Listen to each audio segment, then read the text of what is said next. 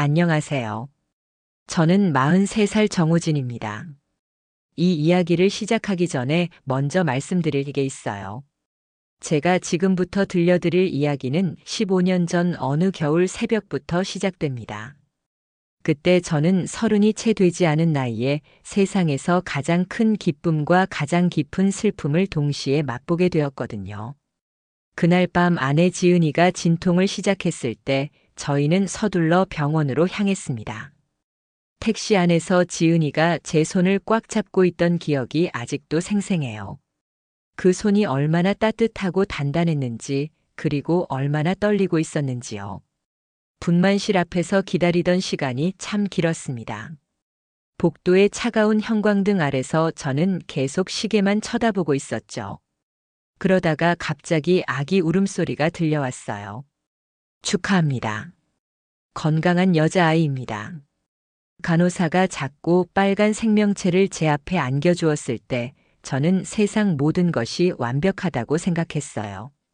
이 작은 존재가 제 가슴 위에서 울고 있는 것만으로도 저는 아버지가 된 것 같았거든요. 그런데 그 순간 분만실에서 급한 목소리들이 들려오기 시작했습니다. 혈압이 떨어지고 있습니다. 수축제 준비해 주세요. 저는 아이를 안고 있는 상황에서 무슨 일이 벌어지고 있는지 제대로 파악할 수도 없었어요. 의료진이 분주하게 움직이는 모습만 유리창 너머로 보일 뿐이었죠. 그때까지도 저는 별일 아닐 거라고, 곧 지은이가 환한 미소를 지으며 나와서 우리 딸을 안아줄 거라고 생각하고 있었거든요. 하지만 의사가 저를 별도 상담실로 부르더니 말했습니다. 산후출혈이 심해서 상황이 좋지 않다고, 최선을 다하고 있다고요. 그 말을 들었을 때 저는 마치 귀가 멀어버린 것 같았어요. 손에 안겨진 아이의 무게만이 유일하게 현실적으로 느껴졌죠. 얼마나 시간이 흘렀을까요? 의사가 다시 나와서 고개를 숙이며 말했습니다. 더 이상 할 수 있는 게 없다고, 지금 마지막 인사를 나누시라고요. 저는 아이를 간호사에게 맡기고 서둘러 병실로 향했어요. 지은이는 산소 호흡기를 끼고 있었지만 의식은 또렷했습니다. 제가 다가가자 그녀가 작게 미소를 지으며 말했어요. 우리 딸 예쁘지? 잘 부탁해. 그게 지은이가 제게 한 마지막 말이었습니다. 그 목소리가, 그 미소가 아직도 제 귀에, 제 눈에 선명하게 남아 있어요. 지은이는 그렇게 조용히 눈을 감았고 저는 갓 태어난 딸과 함께 홀로 남겨졌습니다. 그날 밤 병원 복도에서 저는 처음으로 아버지가 된다는 것의 무게를 느꼈어요. 제 품에 안긴 이 작은 존재는 지은이가 목숨을 걸고 저에게 맡긴 선물이자 동시에 평생 제가 감당해야 할 책임이었거든요. 창밖으로 새벽비가 내리고 있었고 저는 딸의 작은 손을 잡으며 다짐했습니다. 이 아이만큼은 절대 혼자 두지 않겠다고, 지은이 목까지 사랑해주겠다고요. 예린이가 집에 온 첫날 밤 저는 1시간도 제대로 잠을 못 잤어요. 아이가 조금이라도 울면 바로 달려가서 기저귀를 확인하고 분유를 타고 트림을 시키느라 정신이 없었거든요. 지은이가 살아있었다면 이런 일들을 어떻게 해냈을까 하는 생각이 계속 머릿속을 맴돌았습니다. 낮에는 지은이의 어머니인 정숙 이모가 와서 도와주셨어요. 이모는 아무 말 없이 묵묵히 집안일을 해주시고 예린이를 돌봐주셨죠. 가끔 예린이를 안고 있는 이모의 뒷모습을 보면 지은이가 거기 있는 것 같은 착각이 들기도 했어요. 같은 혈육이라 그런지 아이를 다루는 손길도 참 비슷하더라고요. 우진아, 너무 긴장하지 마. 아이는 생각보다 단단해. 이모가 저에게 해주신 말씀이었어요. 하지만 저는 계속 불안했습니다. 혹시 제가 뭔가 잘못해서 예린이에게 해가 되는 건 아닐까, 지은이였다면 더 잘했을 텐데 하는 생각들 때문이었죠. 친구 민수도 자주 찾아와 주었어요. 민수는 저보다 먼저 결혼해서 아이 키우는 경험이 있었거든요. 그는 실용적인 조언들을 많이 해주었습니다. 밤에 아이가 울 때 대처하는 법, 분유 타는 요령, 기저귀 갈아주는 방법 같은 것들이요. 처음엔 다 어려워. 근데 하다 보면 익숙해져. 예린이도 너를 알아갈 거야. 민수의 말이 위로가 되긴 했지만 밤만 되면 저는 여전히 혼란스러웠어요. 특히 예린이가 아무 이유 없이 울 때면 저는 정말 어떻게 해야 할지 몰라서 함께 울고 싶어지곤 했죠. 그럴 때마다 지은이의 목소리가 들리는 것 같았어요. 괜찮아, 우리 할 수 있어. 지은이가 임신했을 때 자주 하던 말이었거든요. 배가 불러와서 힘들어할 때마다, 출산이 무서워서 떨 때마다 그렇게 말하며 제 손을 잡아주던 기억이 났어요. 어느 날 밤 예린이가 계속 울어서 제가 거의 포기 상태가 되었을 때였어요. 우연히 지은이의 옷장을 열게 되었는데 거기서 그녀가 자주 입던 면 티셔츠가 나왔습니다. 아직도 지은이의 향이 약하게 배어 있더라고요. 저는 그 티셔츠를 예린이에게 가까이 대어 주었어요. 그랬더니 신기하게도 아이가 울음을 멈추더라고요. 그 순간 저는 깨달았어요. 예린이에게도 엄마의 흔적이 필요하다는 것을, 그리고 제가 지은이를 완전히 대신할 수는 없지만 그녀가 남긴 사랑만큼은 예린이에게 고스란히 전해줄 수 있다는 것을요. 그날 밤부터 저는 조금씩 달라지기 시작했습니다. 예린이가 울 때마다 당황하는 대신 아이가 뭘 원하는지 차근차근 살펴보게 되었어요. 기저귀인지 배고픈 건지 아니면 그냥 안아달라는 건지 말이에요. 그리고 무엇보다 제가 불안해하면 아이도 불안해한다는 걸 알게 되었죠. 너와 함께라서 고마워, 예린아. 그리고 미안해. 아빠가 아직 서툴러서. 밤중에 예린이를 안고 그렇게 속삭이는 것이 저의 새로운 습관이 되었어요. 아이는 아직 제 말을 알아들을 수는 없었지만 제 목소리를 듣고 있으면 조금씩 진정되는 것 같았거든요. 그렇게 저희는 서로를 알아가기 시작했습니다. 예린이가 돌이 지날 무렵이었어요. 그날따라 날씨가 참 좋아서 근처 놀이터에 나가 있었는데 예린이가 그네를 타면서 깔깔거리고 웃더라고요. 그 웃음소리를 듣는 순간 저는 마치 시간이 멈춘 것 같았어요. 그 웃음이 지은이와 똑같았거든요. 지은이도 정말 잘 웃는 사람이었어요. 작은 일에도 깔깔거리며 웃곤 했죠. 특히 제가 우스운 말을 하거나 장난을 칠 때면 그렇게 웃었는데 예린이의 웃음소리가 정확히 그것과 같았어요. 음색부터 웃는 리듬까지 말이에요. 어머, 정말 엄마를 닮았네요. 옆에서 지켜보던 이웃 할머니가 그렇게 말씀하시더라고요. 저는 뭐라고 대답해야 할지 몰라서 그냥 미소만 지었어요. 할머니는 모르셨겠지만 그 말 한마디가 제 가슴을 콕 찌르는 것 같았거든요. 집으로 돌아와서도 그 생각이 계속 들었어요. 예린이는 정말로 지은이를 닮아가고 있었어요. 눈매도 코도 심지어 자는 모습까지요. 가끔 예린이가 잠들어 있는 얼굴을 보면 지은이가 옆에 누워 있는 것 같은 착각이 들기도 했죠. 어느 날은 예린이가 놀면서 중얼거리는데 그 말투가 지은이와 똑같더라고요.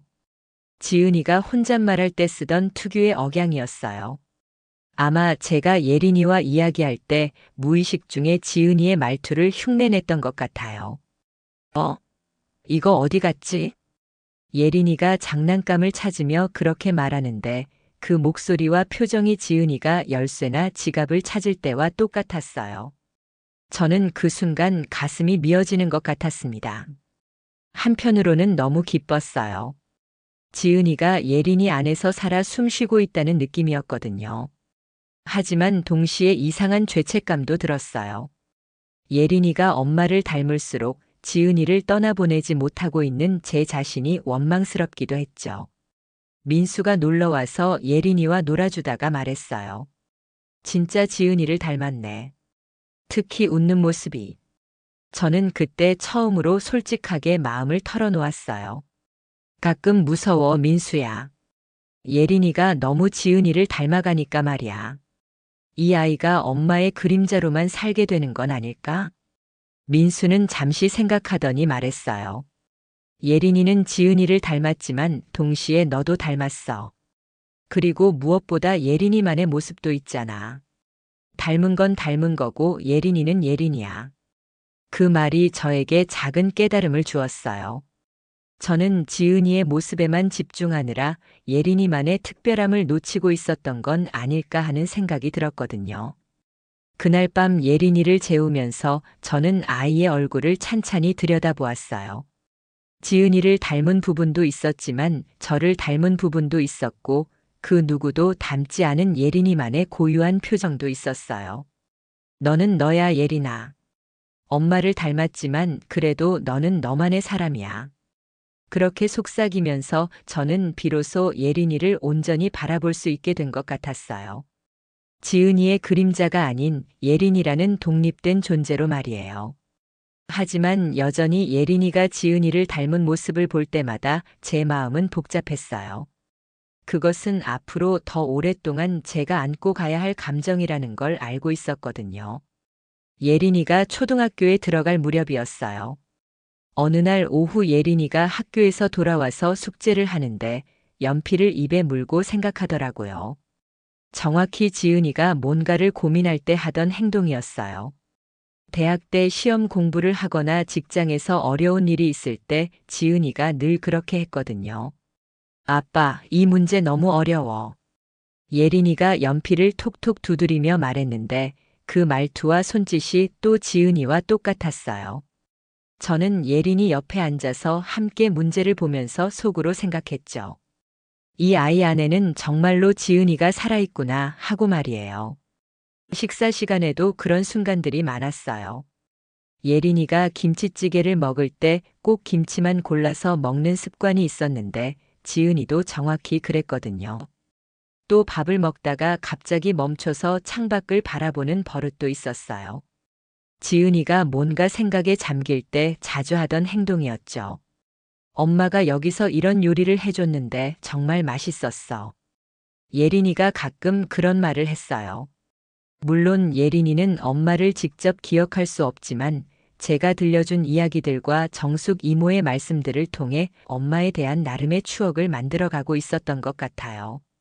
그런 예린이를 보면 한편으로는 기특하고 대견했지만 다른 한편으로는 왠지 모를 질투심 같은 것도 들었어요. 옷을 고를 때도 그랬어요. 예린이는 항상 파란색 계열의 옷을 좋아했는데 지은이도 파란색을 특별히 좋아했거든요.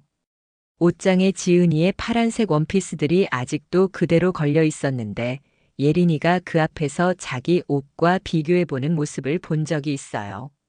아빠, 나도 이런 옷 입으면 예쁠까? 그때 예린이가 한 말이었어요. 저는 뭐라고 대답해야 할지 몰라서 한참을 망설였죠. 예쁘다고 해야 할까 아니면 내가 더 예쁘다고 해야 할까 하고 말이에요.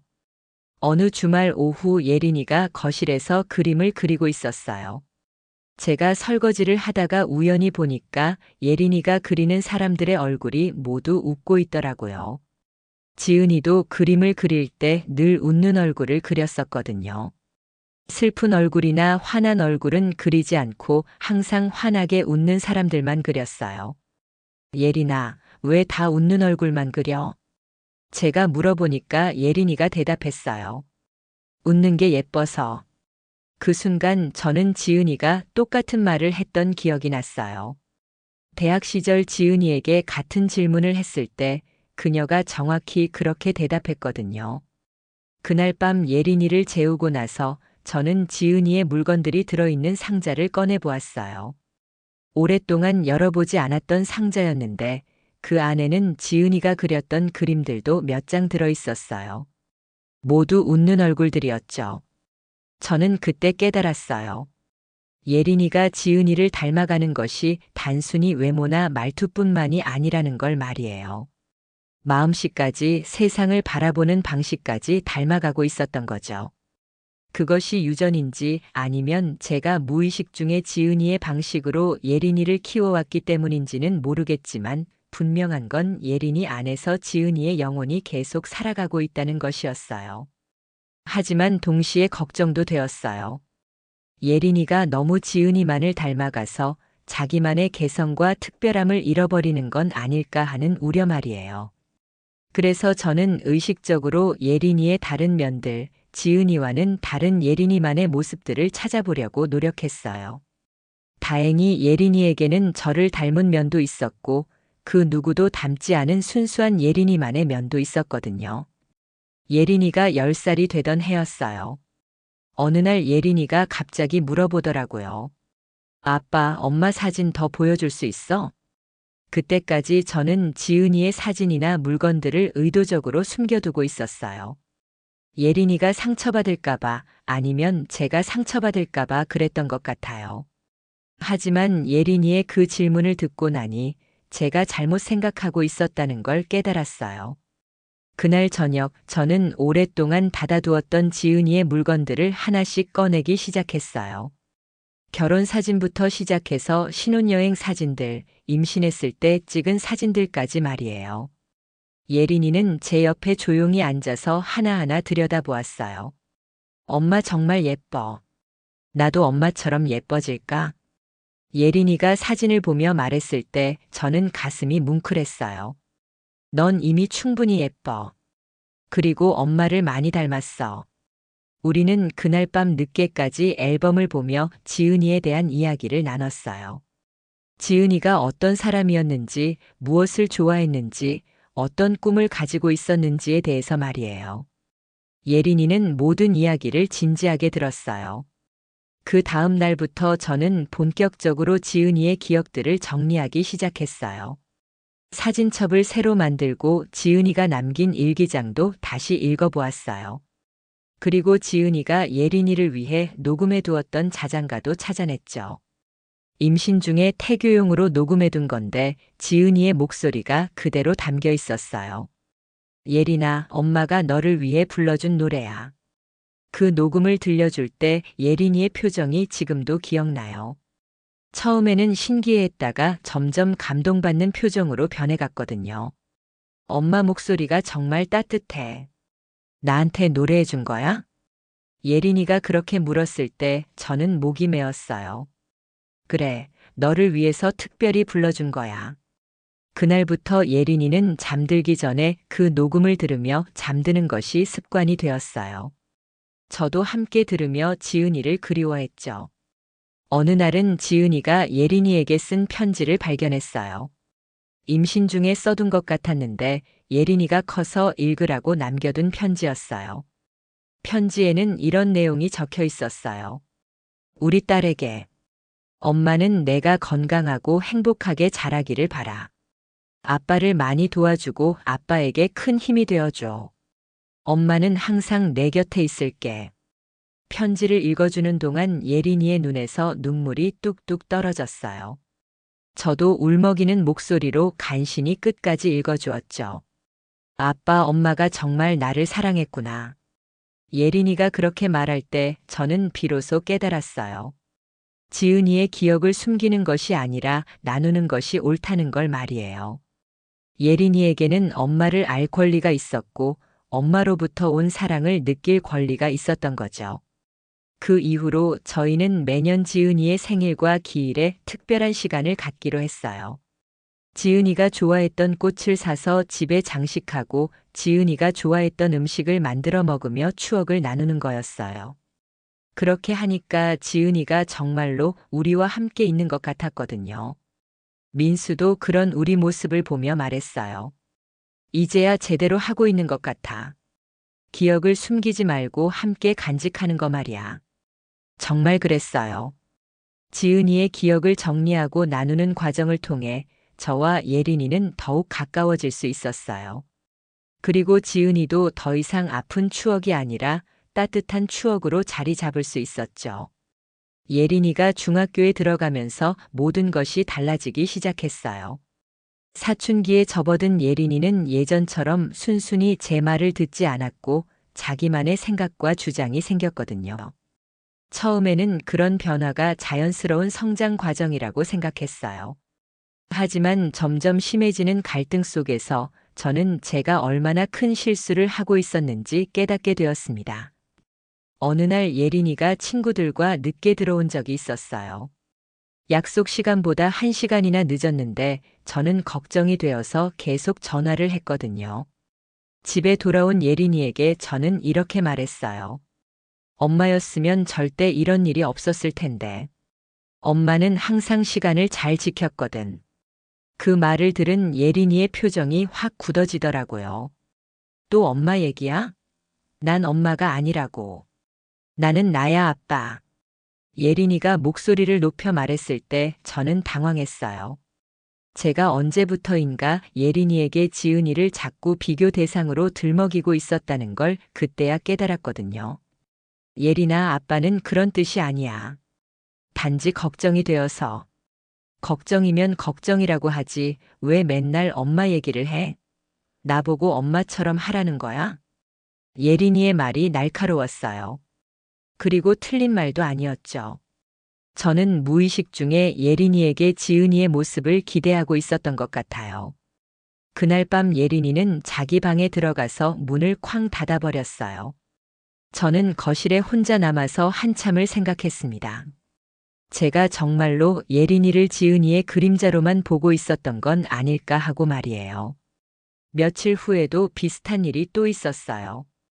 예린이가 학교에서 친구와 싸우고 와서 우울해하고 있을 때 저는 또 이렇게 말했거든요. 엄마는 친구들과 잘 지냈는데 엄마처럼 상냥하게 대하면 친구들이 좋아할 텐데. 그때 예린이가 정말로 화를 내더라고요. 아빠는 나를 아빠 딸로 보는 게 아니라 엄마의 복사본으로 보는 거야. 난 엄마가 아니라고. 나만의 삶이 있다고. 예린이가 소리치며 울기 시작했어요. 저는 그제야 제가 얼마나 큰 상처를 주고 있었는지 깨달았습니다. 예린이는 15살짜리 소녀였지 죽은 아내의 대체품이 아니었거든요. 예린아, 미안해. 아빠가 잘못했어. 하지만 이미 늦었어요. 예린이는 제 사과를 듣지도 않고 방으로 들어가 버렸죠. 그날 밤 저는 집 근처를 한참 걸었어요. 차가운 바람을 맞으며 제 자신을 돌아보았습니다. 저는 사랑한다는 명목으로 예린이를 올가매고 있었던 거예요. 지은이에 대한 그리움을 예린이에게 투영하면서 예린이가 자기 자신으로 성장할 기회를 빼앗고 있었던 거죠. 집에 돌아와서 예린이 방문 앞에 서 있는데 안에서 훌쩍거리는 소리가 들렸어요. 제 마음도 미어지는 것 같았습니다. 예린아, 아빠야. 들어가도 될까? 한참 후에야 예린이가 대답했어요. 들어와. 예린이는 침대에 누워서 베개에 얼굴을 묻고 있었어요. 저는 조심스럽게 침대 끝에 앉아서 말했습니다. 아빠가 정말 잘못했어. 너를 엄마와 자꾸 비교한 게 잘못이었어. 넌 너 자체로 완벽한 사람이야. 예린이가 고개를 들더니 말했어요. 아빠는 나를 사랑하는 게 아니라 엄마를 그리워하는 거야.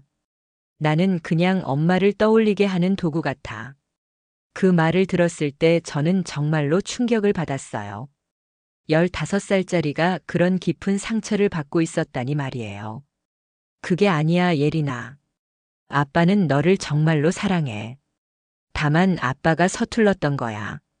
엄마를 잃은 슬픔을 제대로 정리하지 못해서 너에게 상처를 준 거야.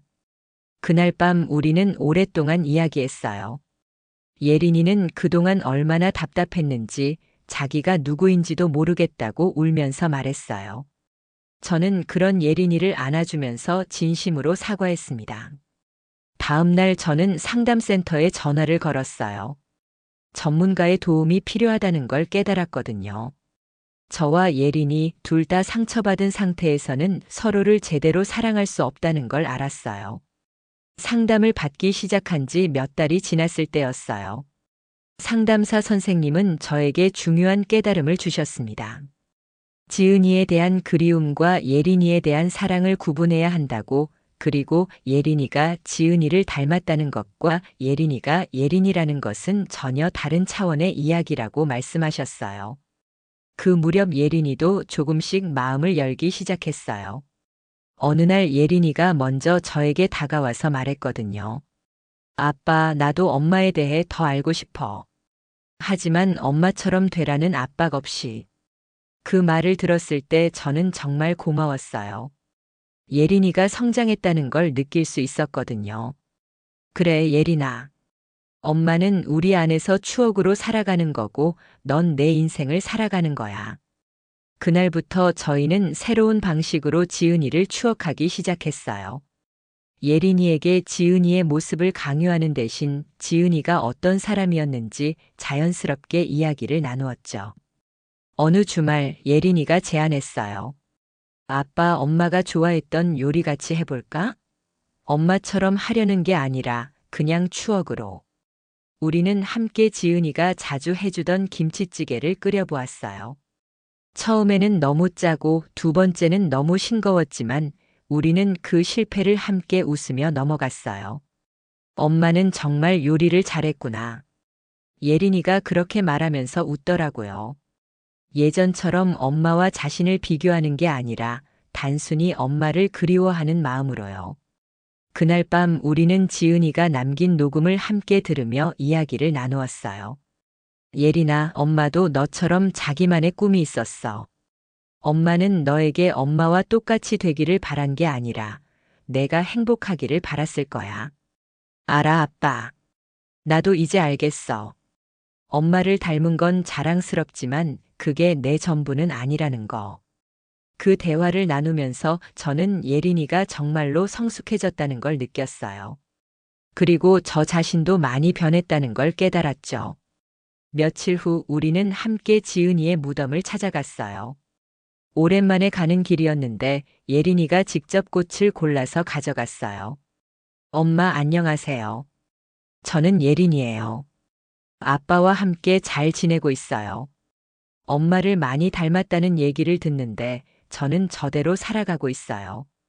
예린이가 무덤 앞에서 그렇게 말하는 걸 듣고 저는 가슴이 뭉클했어요. 예린이만의 방식으로 지은이와 인사를 나누고 있었거든요. 집으로 돌아와서 우리는 새로운 약속을 했어요. 매달 한 번씩 지은이에 대한 이야기를 나누되 서로를 있는 그대로 사랑하기로 한 거죠.